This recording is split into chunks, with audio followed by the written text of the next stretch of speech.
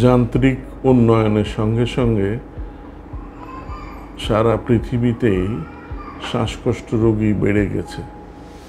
যদিও শ্বাসকষ্টের ওষুধ আমরা আগের থেকে ভালো ভালো ওষুধ আবিষ্কার করতে পেরেছি, কিন্তু শ্বাসকষ্ট রোগীর সংখ্যা তারপরেও বেড়ে চলেছে।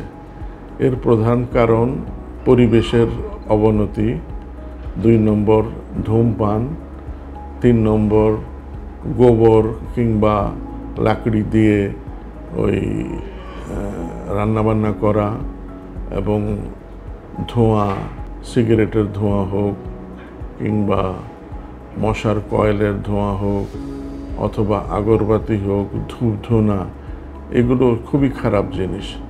আর সাডেন চেঞ্জ ইন টেম্পারেচার, মানে হঠাৎ করে একটা টেম্পারেচার পরিবর্তন হয়ে গেল, ঝড় বৃষ্টির কারণে হোক, যে কোনো কারণে হোক, এটা শ্বাসকষ্ট রোগীর জন্য খুব ক্ষতির করে। এছাড়া বাসায় থাকলে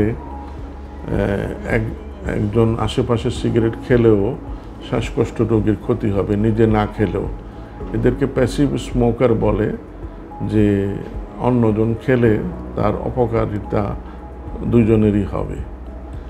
তো এছাড়া আমাদের দেশে সেই জন্য আমি রোগীদেরকে বা সবাইকে বলবো, বা যাদের বাবা মা বা পারিবারিক ইতিহাস আছে শ্বাসকষ্ট রোগের, তাদের অন্তত পরীক্ষা করে দেখা দরকার তাদের রক্তে অ্যালার্জির মাত্রা কীরকম। তো সেই হিসাবে আমরা আগের থেকে সচেতন হতে পারি। সচেতন হলে আমরা এড়িয়ে চলব ধোঁয়া, ধুলা এবং ঠান্ডাকে। যারা মোটরসাইকেল চালান, গাড়ি চালান, অটোরিকশায় বসেন, তারা ইচ্ছা করলে মাস্ক পরতে পারেন। মাস্ক পরলে আমাদের উপকার হতে পারে। আর মশার কয়েল এটা একদম পরিত্যাগ করলে ভালো। আর বাসায় কড়া পারফিউম অথবা আগরবাতি, ধূপধুনা, এগুলো থেকে নিজেদেরকে রক্ষা করা দরকার।